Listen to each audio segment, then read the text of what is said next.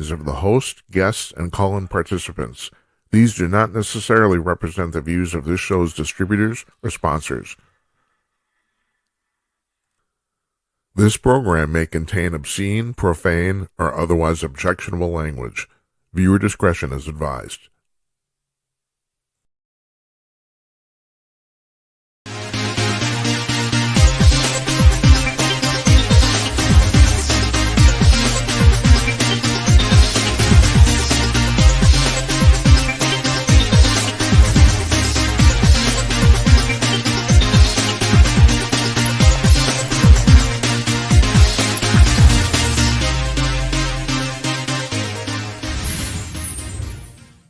Welcome back, everybody. I am Jim Peters, and this is Jim Peters at Night. And our guest tonight, you know her and you love her.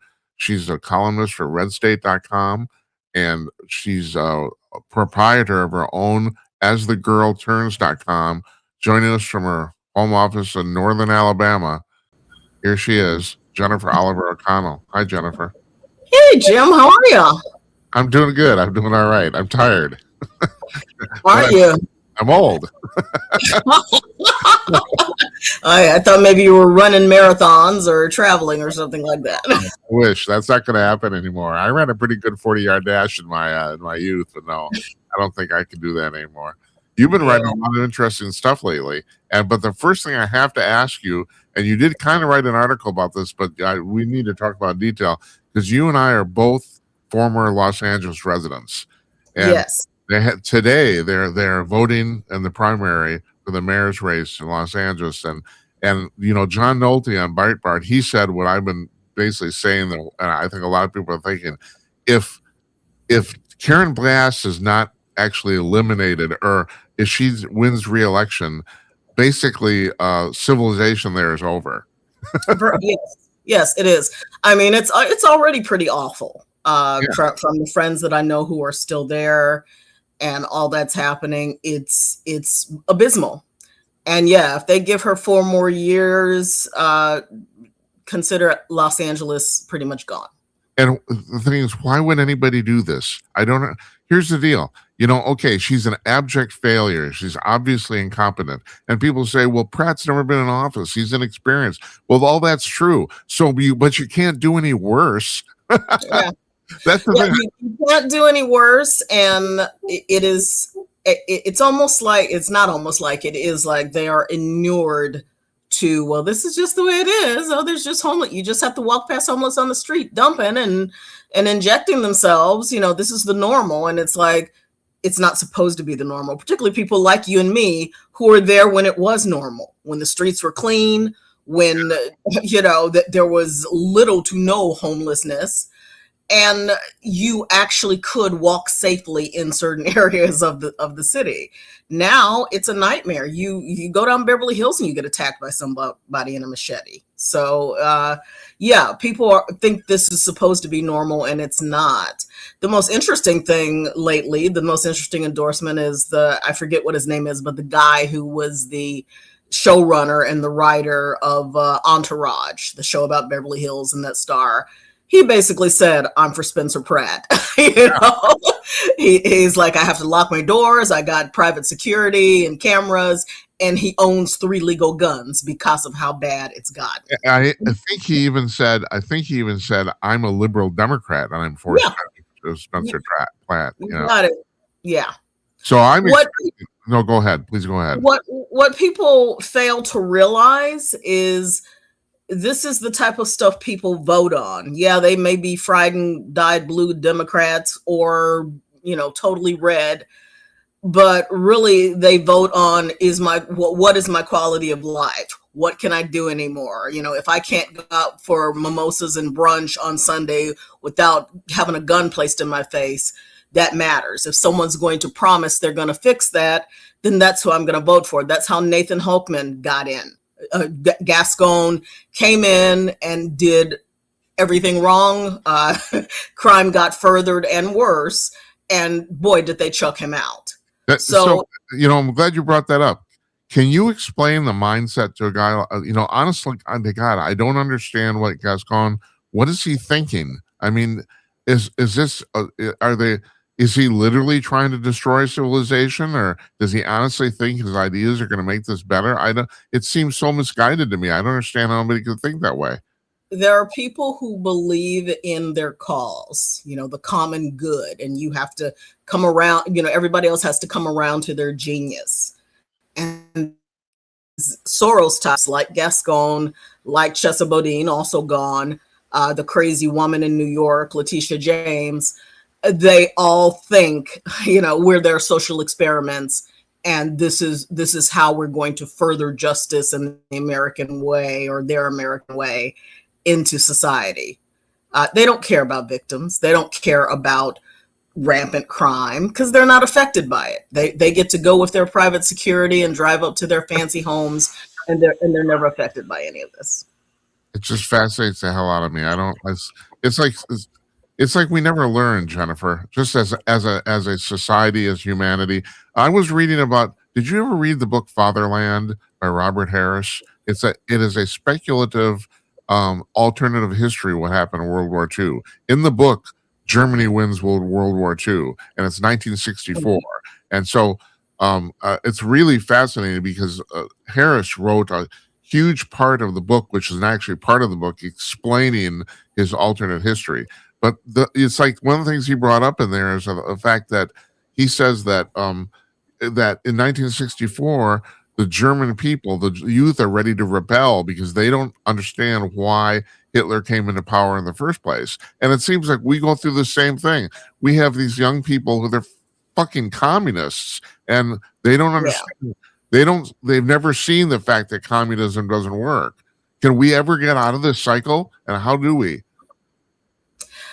The good news is there are still Gen Zers and young people who are choosing, who were raised by parents who taught them patriotism, that taught them what America is all about, its founding. We still do have a small test sample of those people, and I pray they grow. And I think they will grow. One of the things that I did write about, I'm sure you read, is about the Trump accounts and how. Oh, yeah. The goal is just not let's give away $1,000 to the babies and encouraging families. The goal is also to teach people financial literacy and how money works and how you can get it to work for you and how you can see it grow over time. Yeah. Embedding those concepts into people's heads, teaching them and getting them to pass it on to the next generation, that is what is going to get people to recognize what? Socialism, that's whack. Yeah. Otherwise, if they don't see it in action, if they don't understand the concept, I mean, look at what you remember what we used to do as kids. Oh, you want to buy that? Go earn it. So we'd find some side hustle, or we'd sell lemonade, or do things that taught us the value of earning something. Sadly, I don't know what people do. Certain people that I know do this with their kids, but other people, I don't know what they do with their kids. They just spoon feed them everything, and so they expect everything to grow on trees and not be a hardship. Yeah, you just answered the question. What other people do with their kids? The answer is mostly nothing. I mean, I hate to say it, but I'm glad you brought that up because I wanted to talk to you about that. I think that maybe 75 years from now, when all of us, including Trump, are long gone and dead, I think the Trump accounts might end up being his signature achievement. I really do. It's basically Social Security for babies. Yeah. It really is, because it's gonna go away. I mean, there's been this debate on X going on with these sadly young millennials and Gen Zers who think that their boomer parents are supposed to give them their houses, and well, Social Security is just a tax on you. And I got into a debate with one of them. I'm just like, I don't expect Social Security. It's already been bankrupted. It's not something I expect. Right. I expect what I've earned and what I've saved to take me through retirement. Yeah. So I think they understand that, Social Security is going to be gone no matter, especially since you have a Democrat Congress and other people who keep pushing back on actually dealing with it. So Trump accounts is what he came up with, so that the next generation can not, when it does crash, they'll be like, okay, whatever, I got my Trump account. Yeah, and there's a really interesting quote in the article you wrote here. I'm going to pull it up. What JD Vance said. He said one of the problems we have in public policy is that wonks don't give any consideration to how their ideas collide with actual human behavior. And that, I would say, that's actually the problem with government, just generally. Yeah, big You time, know? big time. Nothing but bad ideas Yeah. locally. In my own new little hometown, we are dealing with they are trying to live like city, like a Huntsville or a Birmingham, and they're not. They're not a big city, and so they've made plans for this $1 billion sports complex that the taxpayers are not going to be able to pay for because they have and the city council just decided to vote this in, didn't ask the residents, didn't poll, didn't give reasons on why they did it. The mayor just signed off on it and the council just signed off on it, and the current mayor, the mayor got replaced because of that. And the current mayor is doing his best to roll it back, and the council won't let him. I forget, and how big is the town? How many people? 17,000 people. And they're going to spend $1 billion. And more than $1 billion. It's so far it's gone to 17 million, and it hasn't even broken ground yet. That's crazy. A town of 17,000 people cannot afford $1 billion of anything. Right. Right. It's insanity. And yet nobody's thinking about it. That's just say that again. I said I grew up in a town that size. I know how the economics work. They can't do that. It's not going to work. No, it's not at all. And people will start leaving if you're going to start hitting their property taxes and other things. They're going to start leaving because housing. One of the best things about the state is that housing is prevalent. Not something people worry about. I don't understand how, if you're in a town of 17,000 people, how you could even come up with that idea. See, that's the thing that's so far beyond me. Like, what do they think? Is it just thinking, oh, because we thought it's a good idea? And I know that a lot of people have that thing. Pretty much. We thought it, or someone thinks I'm going to have my name on this thing, and so my legacy. Frankly, I'm digging into the reasons why, but those are two of the reasons is that, oh, this is a good idea. And, our family will be known for this forever. No, your family will be known for putting people in debt forever for something that. That's right. Your family will go out in disgrace. It's like, you'll be known, all right. That's right. Yeah. And also, what sports team is going to use this? What is it for? The high school? Obviously for school, because we are known for our local schools, but again, there is no real purpose for it. Oh, God. Particularly when there's a sportsplex already less than half a mile across a bridge and another sportsplex 30 miles the other way. It makes no sense. It's like a disease, Jennifer. I mean, sometimes I actually think, really, it's like a mass psychosis or something. People and this is going on all over the country, and then you move there to get away from the crap in LA, or at least one of the reasons from what I know, Yeah. Unbelievable. Yeah. It is unbelievable. It's unbelievable how people get in power and they thoroughly forget that what they got elected for is to help people live better lives, not live off of other people so you can have a better life. This is totally off topic, but I know you're fairly close to Huntsville. How does Rocket City stuff affect you or that part of the state? I mean, does that have a big impact, or it's like, basically the whole space industry is kind of moving to Huntsville, Alabama right now. It is indeed. And actually, my prediction, it's slowly happening, but my prediction is in the next 5 years, once they get fully into Space Force, and as well as Redstone Arsenal and the FBI folks moving into there, once that gets into full swing, we're going to become a suburb of Huntsville. Interesting. We're not close, but we're also not that far. There are people who already in their very crowded town sit in traffic for an hour and a half to get to work. Oh. Here you'll just fly up for an hour and a half and it's no big deal. Yeah.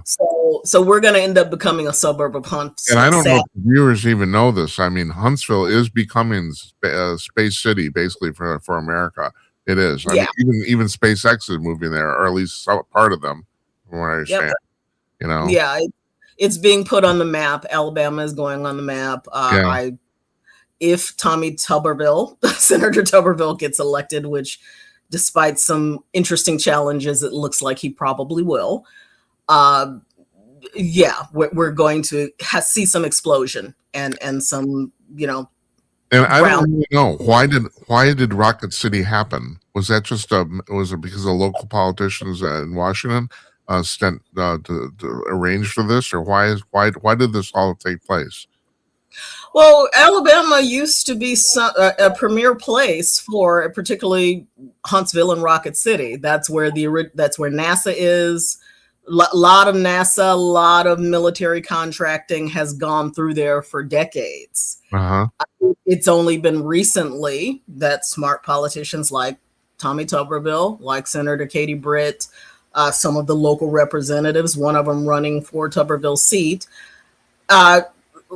did the work of getting industry back into the state, because except for Birmingham and maybe Mobile, the industry is spread far and wide, and they're trying to change the calculus on that so that the young people who grow up in the state can stay in the state, and get trained in the state can stay in the state. They're moving to other places because of that. A fantastic industry to have. I mean, it's the future, so.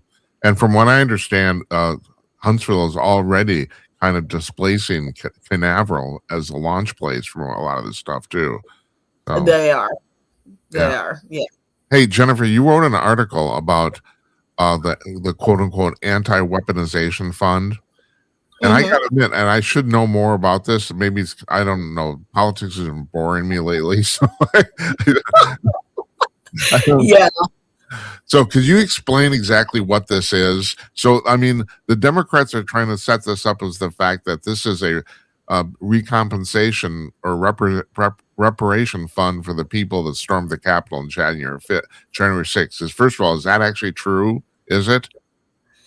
The anti-weaponization fund was the label that they put on it. It wasn't what Trump or Blanche described it as.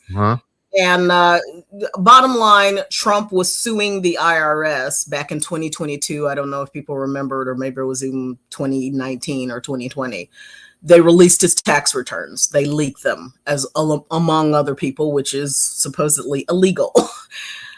He was going to sue and actually going to win, like somewhere in the $10 billion range of money. So he's a sitting president, and he says, here's what I'll do. I will drop this suit. If you take that money that you would have paid out to me, the government, and put it into this fund that compensates people who, there's so much bad information, and part of it is the fact that Republicans don't even know themselves what it's about. Bad information on what happened in January 6th. I will use Brandon Strzok, who is he walkaway campaigns and a political activist. Used to be blue, voted for Hillary, and now he's like walk away from the Democrat Party. They're right. Toxic. Yeah, he was nowhere near the Capitol. He was actually just in DC, took some pictures, and they literally arrested. FBI raided his home, grabbed him, did kangaroo court thing, made him confess.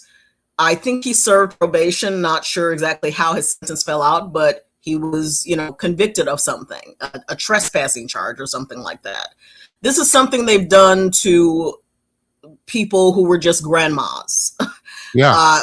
People military veterans who were just there either to see President Trump and were nowhere near the Capitol, or weren't even in the Capitol area, but their phones pinged somewhere in the area, and so they were arrested. They were charged.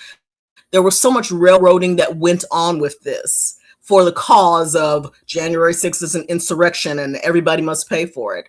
So a lot of people were damaged. People lost their homes. People lost their families. One young man committed suicide because he couldn't handle the pressure of what they were putting on him. Matthew Perner, I believe his name was. So, of course, Trump's idea is that these people need some form of restitution from this government weaponization because it was weaponized against them. And that was his plan. Again, it wouldn't have been any extra taxpayer boondoggle. Either he was going to get paid, might as well put it to good use. And of course, both Democrats and Republicans, because like I said, they're in on it too in terms of what they did and did not do concerning January 6th. They totally were just having fits. They derailed talking about the reconciliation package to get ICE and CBP funded. They derailed that in order to complain about the weaponization fund. For whatever reason, I think it's because Trump is like, I got bigger fish to fry and I'm not going to make this the subject matter. He just said, let's drop it. And they dropped it.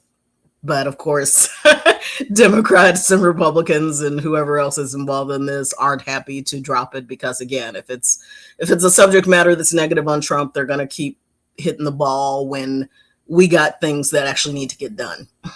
Do you have any idea in your mind a rough percentage of how many Republicans in Congress you would call rhinos? You know what the percentage would be? Is it about half? I would say about half. And it could very well be 3/4 for all I know, but at least half. We've culled the herd a little bit, thankfully. God bless people of Texas who are slowly getting rid of some of these, and Louisiana with the rest of it. But yeah, my theory is that these people become rhinos because of the social pressure or the social advantage. They're going, it's like the standard thing. You're invited to a bunch of cocktail parties. You're talking to people, and everybody wants to agree and get along. I don't think they're you're right about that. They like the prestige, and it's addictive. Power is addicting. No, it's like a drug for certain people, and it's very difficult to not get inured in that atmosphere. It's kind of like Hollywood in a sense. And actually, wasn't it Rush Limbaugh who said politics is Hollywood for ugly folks, entertainment for ugly people? Jay Leno said that. Yes, Hollywood. Politics is Hollywood for ugly people. Yeah, Hollywood entertainment for ugly people. So Hollywood is like that, where if you're around the right people and you rub shoulders and you don't want to lose same causes and all spouting the same garbage because they never get out of that bubble. People like Robert Duvall, Mel Gibson, people who are just like, screw you, I'm going to live my life. And, they had enough talent and cred to be able to do that and not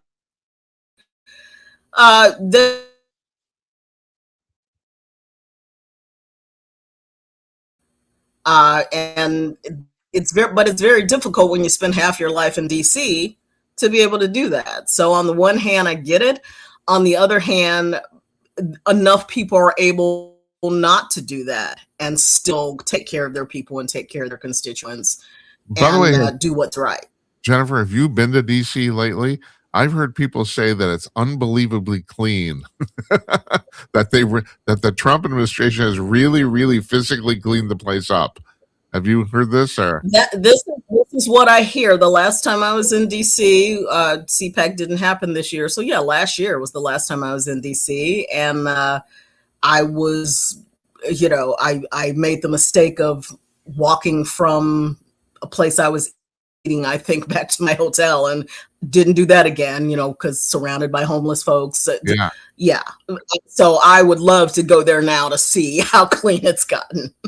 Yeah, well, this gets back to what you're talking about at the beginning, about the fact that basically all this bad behavior is basically has been normalized, and this is not what life is supposed to be. And I'm going to be, this sounds harsh, but I'm going to say this. If you're living on the street and you're addicted to fentanyl or addicted to heroin, you're not contributing to civilization. You're not, There's a lot of, you don't have to come out, you don't have to invent the tetanus shot, But if you're just raising a family or, just going about your business, at least you're contributing to civilization in some manner. No, an addict living on the street is not contributing to civilization. There's nothing, no contribution there at all. And it's not compassionate. That is the point that Spencer Pratt and several other people are making. This is not compassion, watching someone dump in the middle of the street, right, or shoot themselves up and zombie themselves out so that they can't deal with life. That is not compassionate. That is not kind. No. And the fact that Karen Bass and Nithya Raman and that other councilwoman who's running, are talking about, oh, I'm going to clean up this problem when you've had 6 years to change things, is ludicrous. They mean nothing. It's all talking points to them. They're spending the last statistic I heard is that the city of Los Angeles is spending $1 billion on the homeless problem, and I don't know, was it last year or a year before? It went up 12%. Homelessness went up. Yeah. Not to mention the $24 billion that Gavin Newsom supposedly spent that a homelessness audit or something was given, and they don't know what happened to that. They still have an answer to what happened to that money. It certainly didn't go to the homeless. It went into some NGO's pocket, no doubt. Yeah. My opinion is that I think his presidential campaign is already screwed. This guy's been so incompetent. And not to mention the fact he's personally so damn slick and hypocritical. Yeah. He's the epitome of your slick politician. I mean, you don't even want to talk to him. And I don't even think that's a partisan point of view. I think a lot of Democrats secretly feel that too. I think he's dead before he started, but that's my 2 bits. Yeah, he is. He's gonna have to rely on people having short memories. But the beauty part is, in this video age, we've got enough video and we've got enough audio of your stupid comments, as well as you have enough people from the Palisades, from Paradise, who are just gonna say, you do not want to elect this man. So there's enough people still around who can continue to tank his candidacy if he tries to play the amnesia game in 2028. I don't know if I've told you this, Jennifer. Our little show here is kind of blown up on TikTok, and I'm astonished. You're right. Not only are we in a video age where everybody is taping everything, but basically, what people want to watch is stuff that's 30 seconds. I hate to say it, their attention span is gone, and I can't accuse other people because I'm the same way. If anything is longer than maybe a minute, I either put it off to the side for later or I don't watch it. How often later do you get back to it? Sometimes months. I mean, literally, people will send me stuff. If they send me something and say, you want to look at this, because I will take the time to look at it. But today it's just, send it. And it's like, I don't know what this is about. At this point, I don't care, because I have to consume content all day for what I do. So I'm not going to take the time to view this if it has nothing to do with what I'm doing currently, or, with some story that you think might match that. And you're right in the sense that you and I might not be the typical audience for stuff, because we have to do this. We do this all day long, kind of for a living. So kind of. I guess. Well, hey, one more thing you wrote about I want to talk about here, and that is about the South Carolina governor's primary. So, unfortunately, this is what I wrote down, because this is what I found amazing. Nancy Mace did not win Trump's endorsement. I can't remember the name of the woman. No. It's the lieutenant governor, right? Yeah, lieutenant governor. I believe her name is Pam. There's an E in her name. Pam. Yeah, Pammy Vets. It's like, after a while, unless it's someone that you hear constantly, or my own elected representatives, the names just pass by. But Lieutenant Governor Pammy Vet won President Trump's endorsement. Not knowing enough about South Carolina politics, there's some big questions around that. But it's not unusual why, or should I say, it's not unknown why Nancy Mace did not get his endorsement. Well, I was I going to mean, ask you about this. I mean, there's a lot of talk about this woman that she maybe drinks a little too much, and she maybe kind of self-obsessed with her looks, and I don't know what to make of it. I have to say, she does seem like she kind of be a handful if you were as a man.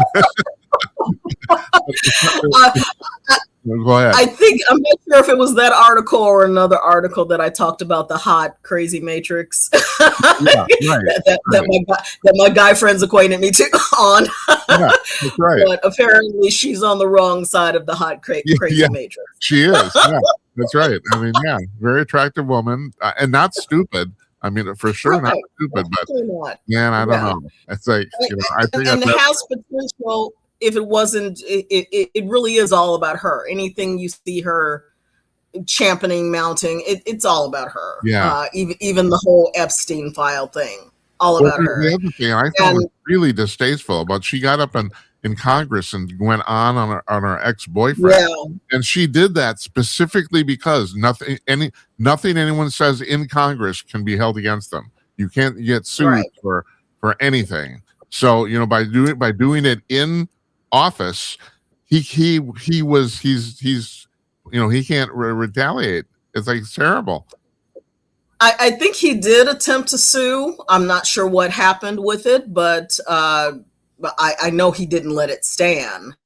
But apparently he's as compromised as she probably is. So well, I read the thing she knows? said. It was nasty. It was really, really nasty. The subject. Well, I actually listened to and transcribed the whole thing. Oh, wonderful. I wrote a story about it. So yeah, I know the details. What a great use of your afternoon. Man, that's terrible. It was pretty incredible, and but apparently nothing has come to it. Yeah. I believe that also because she blamed some South Carolina folks in there. I'm not sure if it was the law enforcement or I think it was. And so you got that. You got her backing Epstein or trying to jump on the whole Epstein train, which was a total crap show. You have the fact that she flip-flopped on J6. First she was just like, oh, Trump needs to be held accountable. And then suddenly, oh, I'm on the Trump train. It's like, what was she expecting? She certainly wasn't going to get his endorsement. And I don't know why she was blindsided, but she acted like she was. Yeah. And then the fact that South Carolina is not going to elect you, although I hear she's doing pretty well, but what do I know? But she's offended a whole lot of folks in South Carolina too. So not sure what's going to happen. That's the thing that gets down to these local races and the midterms, because the midterms are not really indicative of what the country thinks as a whole, because you're electing local people. And a lot of times you have, personal feelings about them. So, But the midterms are where candidates are made or broken. I wish people would pay more attention to the midterm elections, because that's really where you can make a difference in your race. Once it's in the general, it's all one deal. It's the primaries, it's the midterm primaries that make a huge difference in who gets in and who does not get in. I know in our state, there are people who are just total posers, and they're neck and neck in terms of the race. And I hope they lose because they don't need to be anywhere near public office. But again, not up to me. Oh, I just had Tim Conaway on last week, Jennifer, and you know him. Well, the fact we were talking about the fact that I feel pretty strongly about this. Basically, in America, politics is for losers. There's no better way to get respect in the United States more easily than to run or achieve public office. And usually, getting into public office, it's a kind of a crapshoot. It's a popularity contest, So you got anyone has as good a shot as anybody. So if you can't do anything else, it's kind of like the place of last resort, and that's terrible. That's sad. It is terrible, because what the founders envisioned were citizens making a difference for their state and for their people. And what do we get? We get a Graham Plattner, that nightmare on wheels. Right. It's just like, these are not our best and brightest, and they're not even trying to present our best and brightest. No, they just want to get into office. That's basically the deal, you know. Yeah. I'm going to leave it at that. Okay. Okay. It's always nice to talk to you. I appreciate it. We had a little technical problem here at the beginning here, and you dropped out for a second there, but we're just gonna let it go. And I like the live Yeah. thing, so, you know. So, and it's always nice to hear your comments. And people can read you at redstate.com and at asthegirlturns.com, right? Yeah, redstate.com, asthegirlturns.com, 1819 News if you're an Alabamian, all of those places. That's cool. That's great. Thanks, Jennifer. I really appreciate it. Thank you, Jim. Great to see you.